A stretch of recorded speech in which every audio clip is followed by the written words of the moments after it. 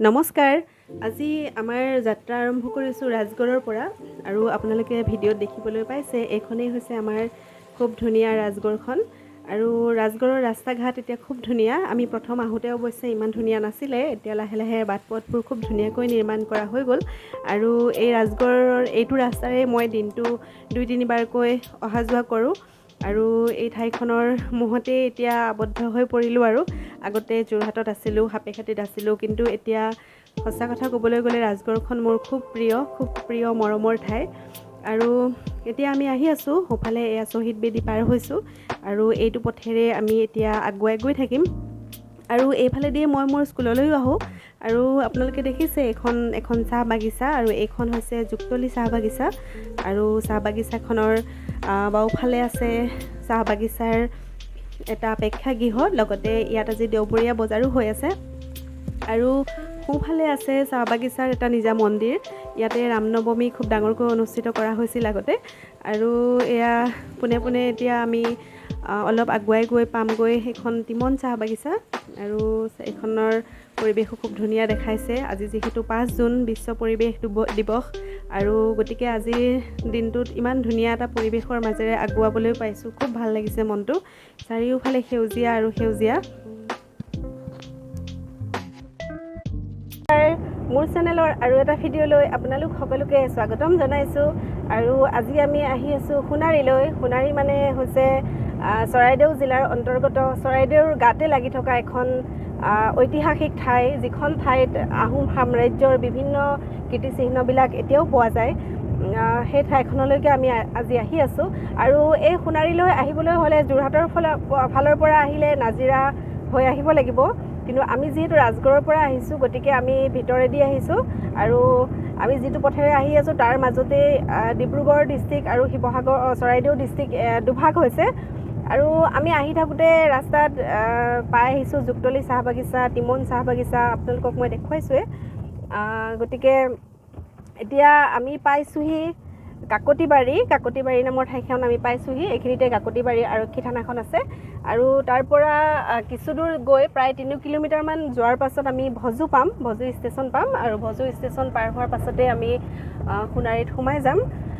সোণাৰীলৈ আহিছোঁ আজি আমি আমাৰ ব্যক্তিগত এটা কামত আহিছোঁ, কিন্তু হ'লেও তাৰ লগতে বিশেষ কিবা এটা কামো আজি হৈ যাব পাৰে তেনেকুৱা এটা আশাও কৰি আহিছোঁ।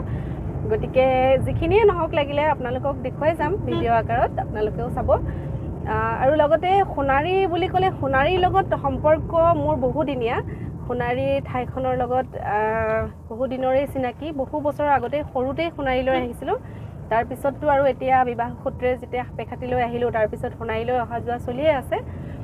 পোনপ্ৰথম যেতিয়া সোণাৰীলৈ আহিছিলোঁ তেতিয়া মই ক্লাছ 5-6 প্ৰায় এনেকুৱাতেই আহিছিলোঁ আৰু তেতিয়া সেই সময়ত মানে আহিছিলোঁ মোৰ বৰদেউতাৰ ছোৱালীজনীক কইনা ৰূপে থ'বলৈ।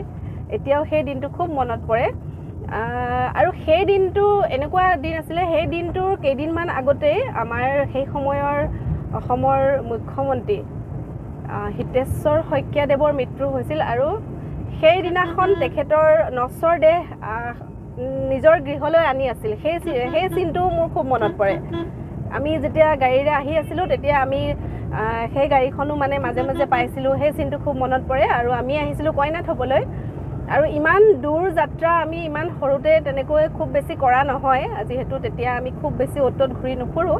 সেইদিনা আচলতে আমি খুব দীঘলীয়া যাত্ৰা কৰিছিলোঁ, আহিছিলোঁ এম্বেচেডৰ গাড়ীত। সেই দিনটো এতিয়াও খুব মনত পৰে আৰু যিজনী বাক থ'বলৈ আহিছিলোঁ সেই বাৰে আকৌ কালি নাতি ল'ৰা এটা জন্ম হৈছে। গতিকে আপোনালোকে অনুমান কৰিব পাৰিছে এইটো কিমান দিনীয়া পুৰণি কথা, কিন্তু পুৰণি হ'লেও কিছুমান কথা মানুহৰ মনত থাকি যায়। গতিকে সেই দিনটোৰ স্মৃতিও মোৰ মনৰ পৰা এতিয়াও যোৱা নাই। গতিকে সোণাৰী বুলি ক'লেই মোৰ পোনপ্ৰথমে সেই দিনটোৰ কথাই মনলৈ আহে আৰু তাৰ পাছতেই এতিয়া এইফালেতো আহিয়ে থাকোঁ, গতিকে সোণাৰীলৈ অহা যোৱা চলিয়ে থাকে বিভিন্ন কামত। গতিকে সেয়াই আৰু সোণাৰীৰ লগত জড়িত মোৰ স্মৃতি আৰু এতিয়া গৈ থাকোঁ, আপোনালোকক আৰু কিবা কিবি দেখুৱাই গৈ থাকিম, আপোনালোকেও মোৰ ভিডিঅ'টো চাই থাকিব। আৰু আমি আহি দিচাং নৈৰ দলংখনৰ ওপৰত উঠিবলৈ লৈছোঁ আৰু দলংখন যিহেতু যথেষ্ট ঠেক আৰু ইয়াৰ বহন ক্ষমতাও বহুত কম গতিকে আমি লাহে ধীৰে দলংখন পাৰ হ'লোঁ আৰু তাৰ পাছত এয়া আহি আমি পালোঁহি ভজু ষ্টেচনৰ কাষতে এইখিনি বজাৰ আমি সেই বজাৰখিনি অতিক্ৰম কৰি আগুৱাই আহি আছোঁ।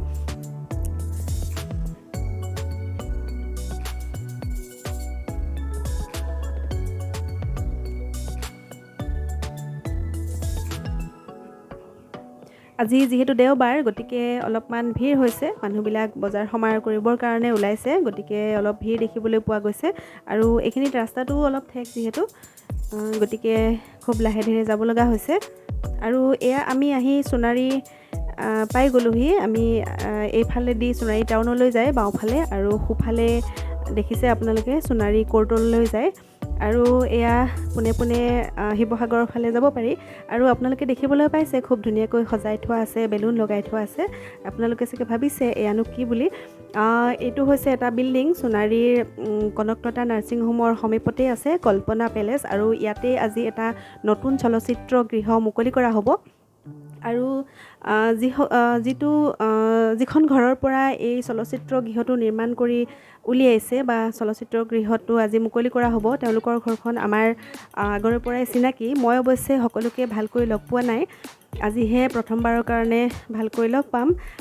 মানুহজনে ভালকৈ চিনি পায় আৰু সেয়ে ভাবিলোঁ নিজৰ কামখিনি লৰালৰিকৈ কৰি এই অনুষ্ঠানটোতো সোমাই যাওঁ, চলচ্চিত্ৰ গৃহ উদ্বোধন কৰা অনুষ্ঠানটোনো কেনেকুৱা হয় চাই যাওঁ, কাৰণ আগতে আমি এনেকুৱা অনুষ্ঠানত কেতিয়াও অংশগ্ৰহণ কৰি পোৱা নাই। আৰু এতিয়া আমি চলচ্চিত্ৰ গৃহটিৰ ওপৰলৈ উঠি আহিছোঁ আৰু আহি এয়া প্ৰথম মহলাত পাইছোঁহি। প্ৰথম মহলাত আছে এখন হোটেল, য'ত দূৰ দূৰণিৰ মানুহ আহি থকা খোৱাৰ সুবিধা আছে। আপোনালোকেও কেতিয়াবা সোণাৰীলৈ আহিলে ইয়াতেই থাকিব পাৰিব আৰু নিজৰ কামবিলাক কৰি যাব পাৰিব। আৰু ইয়াতে এটা একুৰিয়াম আছে, খুব ধুনীয়া লাগিছে, মই তাকো ভিডিঅ' কৰি থলোঁ। আৰু ইয়াৰ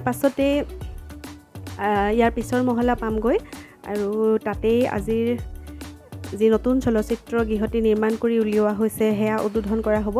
আমি ওপৰলৈ উঠি গৈ আছোঁ এতিয়া, আৰু এতিয়া আমি পামগৈ আৰু চলচ্চিত্ৰ গৃহটিৰ ওচৰ পামগৈ।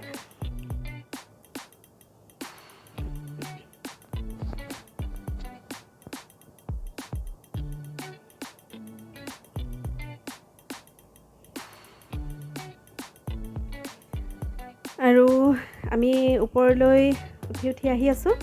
আৰু এইখিনিতে আৰু এটা কথা জনাই থওঁ, চিনেমা হলটো যি নিৰ্মাণ কৰিছে তেওঁলোকৰ ঘৰৰে বোৱাৰী, সৰু বোৱাৰী, এই মই কথা পাতি আছোঁ, তাই মোৰ মাৰ ঘৰৰ একেবাৰে ওচৰৰ। তাই মোতকৈ বয়সত যথেষ্ট সৰু, খুব সৰুতেই তাইক লগ পোৱা, তেনেকৈ আগতে খুব বেছি কথা পাতি পোৱা নাই, হাই হেল্ল' কৰিহে পাইছিলোঁ, কিন্তু আজিহে প্ৰথমবাৰৰ কাৰণে ধুনীয়াকৈ কথা পাতিছোঁ। মোৰ খুব আচৰিত লাগিছে, তাই ইমান ডাঙৰ হৈ গ'ল, কেঁচুৱাৰ মাক হৈ গ'ল, খুব সৰুতে মই তাইক দেখিছিলোঁ আৰু তাইক লগ পায়ো আজি খুব ভাল লাগিলে।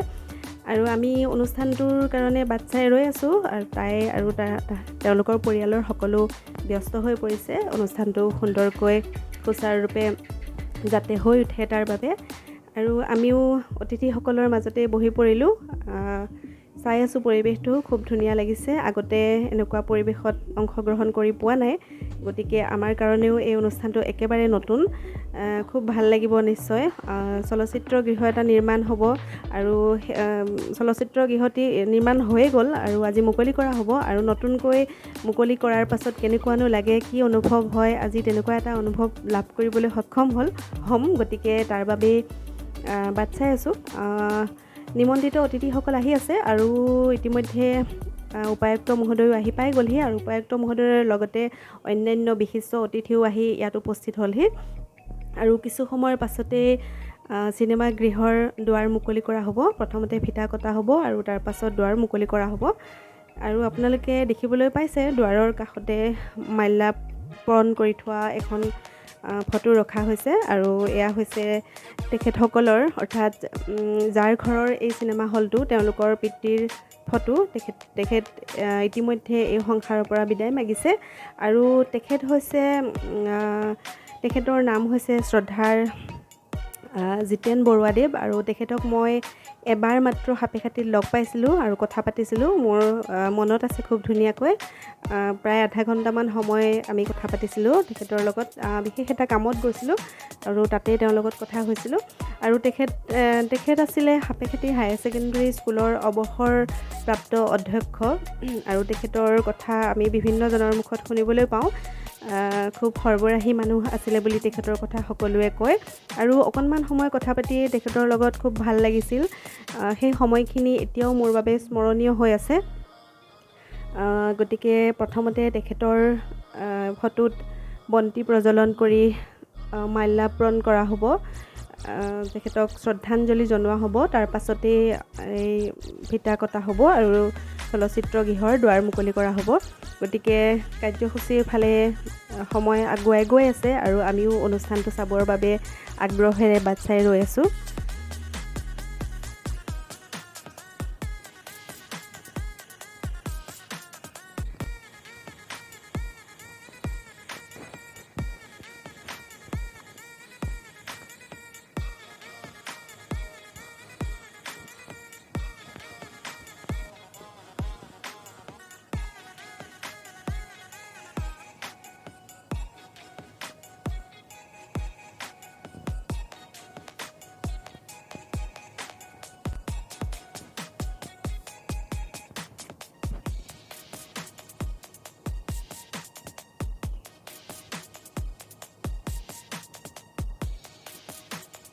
নিমন্ত্ৰিত অতিথিসকলক সম্বোধন কৰি বক্তব্য ৰখাৰ পাছত তেখেতসকলক একোখনিকৈ ফুলাম গামোচাৰে সম্বৰ্ধনা জনোৱা হয়।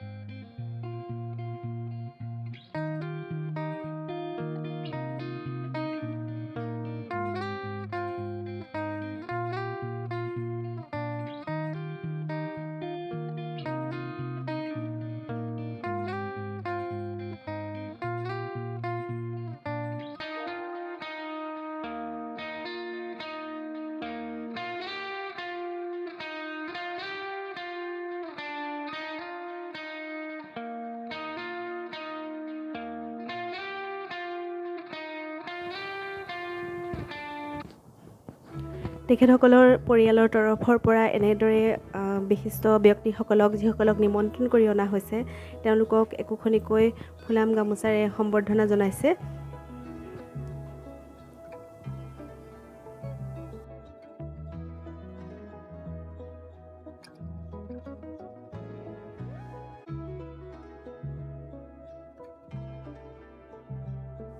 আৰু ইয়াৰ পাছতে বন্তি প্ৰজ্বলনৰ বাবে উপায়ুক্ত মহোদয় আগবাঢ়ি গৈছে আৰু বন্তি প্ৰজ্বলনৰ পাছতেই মূল অনুষ্ঠান ভাগি আৰম্ভ হ'ব।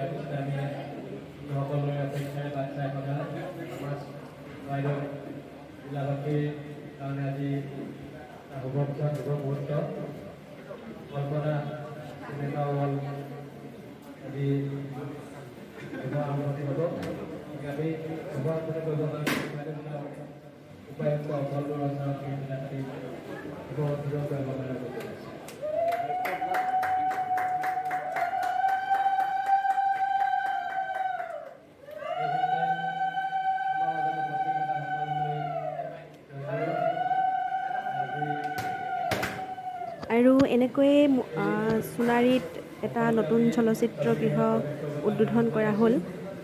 আমাৰো এই অনুষ্ঠানত অংশগ্ৰহণ কৰিবলৈ পাই খুব ভাল লাগিল। আগতে কেতিয়াও এনেকুৱা অনুষ্ঠানত অংশগ্ৰহণ কৰি পোৱা নাছিলোঁ, গতিকে খুব সুন্দৰ অনুভৱ আমিও লাভ কৰিবলৈ পালোঁ।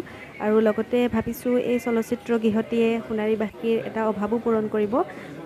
ইয়াৰ পৰা 30 বছৰমান আগতেই হেনো ইয়াত এটা চলচ্চিত্ৰ গৃহ আছিলে।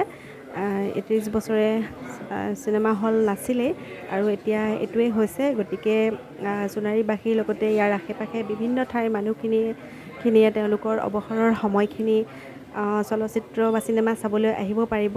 সকলোৰে এটা অভাৱ পূৰণ হ'ল নিশ্চয়। আৰু ফিতা কটাৰ পাছত উপায়ুক্ত মহোদয়ে সকলোকে শুভেচ্ছা জনায় বা তেওঁলোকক শুভেচ্ছা বাণী জনায়। দুষাৰী তেখেতৰ মন্তব্য ৰাখিলে আৰু ইয়াৰ পাছতেই আমি চলচ্চিত্ৰ গৃহৰ ভিতৰত প্ৰৱেশো কৰিলোঁ। ভিতৰখনলৈ সোমাই গৈ খুব ভাল লাগিলে। প্ৰথমবাৰৰ বাবে নৱনিৰ্মিত চলচ্চিত্ৰ গৃহটিত সোমাই এক আনন্দৰ অনুভূতি লাভ কৰিবলৈ সক্ষম হ'লোঁ। খুব ভাল লাগিলে ভিতৰৰ চৰালৈ সোমাই গৈ। আৰু আজি যিহেতু চিনেমা 5 বজাৰ পৰাহে প্ৰথম দৰ্শনী আৰম্ভ হ'ব আৰু ইয়াত আটাইতকৈ ভাল লাগিলে যে গায়ন বায়নেৰে চিনেমা গৃহটি আৰম্ভণি কৰা হ'ল। যেতিয়া আমাৰ নিজৰ পৰম্পৰা সংস্কৃতিক শ্ৰদ্ধা জনোৱা হয় তেতিয়া সঁচাই খুব ভাল লাগে। এনেকুৱা সময়ত মই খুব আৱেগিক হৈ পৰোঁ। আমাৰ নিজৰ পৰম্পৰা নিজৰ সংস্কৃতিক লৈ সদায় আমি শ্ৰদ্ধাশীল হোৱা উচিত। গতিকে এই অনুষ্ঠানটো দেখি মোৰ খুব ভাল লাগিল আৰু আপোনালোকেও দৰ্শকসকলেও নিশ্চয় দেখি খুব ভাল পাব যে গায়ন বায়নেৰে আৰম্ভ কৰা হ'ল আৰু তাৰ পাছতে চলচ্চিত্ৰৰ পৰ্দা অন কৰা হ'লেও আজি এতিয়া কিন্তু চিনেমা নলগাই। চলচ্চিত্ৰ প্ৰথম দৰ্শনী আবেলিকৈহে হ'ব, হ'লেও শুভাৰম্ভ কৰা হৈ গ'ল আৰু লগতে আমিও এটা খুব সুন্দৰ অনুষ্ঠানৰ সাক্ষী হ'লোঁ। আৰু তেওঁলোকলৈ যিসকলৰ প্ৰচেষ্টাত এই চলচ্চিত্ৰ গৃহটো নিৰ্মাণ হ'ল তেওঁলোককো অশেষ ধন্যবাদ আৰু শুভেচ্ছা জ্ঞাপন কৰিলোঁ। আৰু চিনেমা চাবলৈ আমিও যাম, যিহেতু আমাৰ পৰা বহু বেছি দূৰ নহয়। গতিকে এতিয়াৰ পৰা আমাৰো এটা অভাৱ পূৰণ হ'ল, চিনেমা চাবলৈ যাব পাৰিম।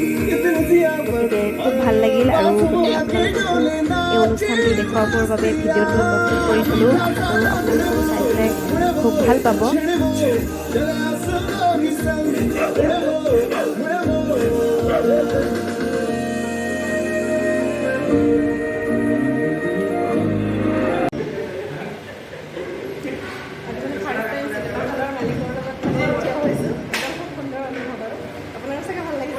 ভাল নিশ্চয় ভাল। তোমালোক অহাৰ কাৰণে আৰু ভাল লাগিলে। ঠিক আছে, আহিবা আকৌ দেই।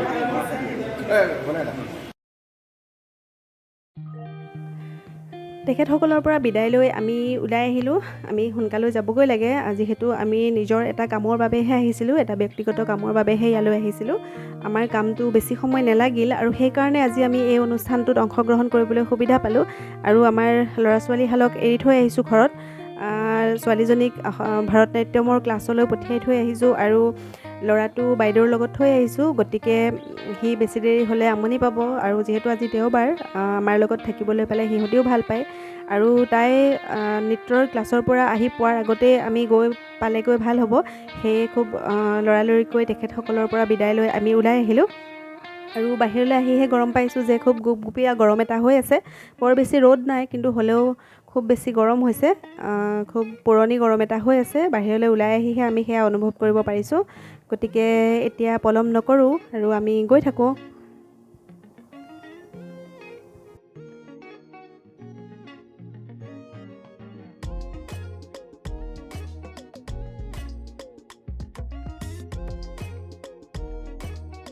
আৰু এতিয়া আমি ঘূৰি আহি আছোঁ ঘৰলৈ বুলি। সোণাৰী গৈ পায়ে নিজৰ কামখিনি কৰি ল'লোঁ। কৰি লৈ চিনেমা হলটোৰ শুভ উদ্বোধনী অনুষ্ঠানলৈ গ'লোঁ। খুব সুন্দৰ এক অনুভৱ, একদম ভাবিব নোৱাৰা এক অনুভৱ। খুব ভাল লাগিলে। যিসকল লোকৰ প্ৰচেষ্টাত বা যিটো পৰিয়ালৰ প্ৰচেষ্টাত এই চিনেমা হলটো গঢ় লৈ উঠিছে তেওঁলোকক আমি চিনি পাওঁৱেই, আগৰ পৰাই চিনি পাওঁ, কিন্তু খুব বেছি লগ পোৱা নাছিলোঁ। আজি বহুত বছৰৰ মূৰত লগ পালোঁ। খুব ভাল লাগিলে লগ পাই সকলোৰে ব্যৱহাৰ কথা বাৰ্তা চিনা পৰিচয় ইত্যাদিবিলাক বহুত ভাল লগা গতিকে পাহৰিব নোৱাৰা এক অনুভৱ আৰু আহি থাকোঁতে বাটতে চাহ একাপ খাই ল'লোঁ অৱশ্যে তাত এনেকুৱা ধুনীয়াকৈ পেকেট লাঞ্চ দিছিলে কিন্তু আমি খায়েই গৈছিলোঁ যিহেতু ঘৰত আৰু সেইকাৰণে খোৱা নহ'ল আৰু এতিয়া লৈ আহিছোঁ ঘৰলৈ চাহ একাপ খাই আহি আছোঁ আৰু এইখিনি ঘৰত খাবগৈ লাগিব আৰু মোৰ ভিডিঅ'টো বেছি দীঘলীয়া কৰি নাথাকোঁ আপোনালোকে আজিৰ ভিডিঅ'টো চাই কেনে পালে জনাব আৰু লগতে মোৰ চেনেলটো ছাবস্ক্ৰাইব কৰি দিব আৰু আগলৈও ভিডিঅ'বিলাক চাই থাকিব গতিকে আজিৰ ভিডিঅ'টো ইমানতেই সামৰণি মাৰিলোঁ ঠিক আছে আকৌ এবাৰ নতুন ভিডিঅ' এটাত আকৌ লগ পাম বাই বাই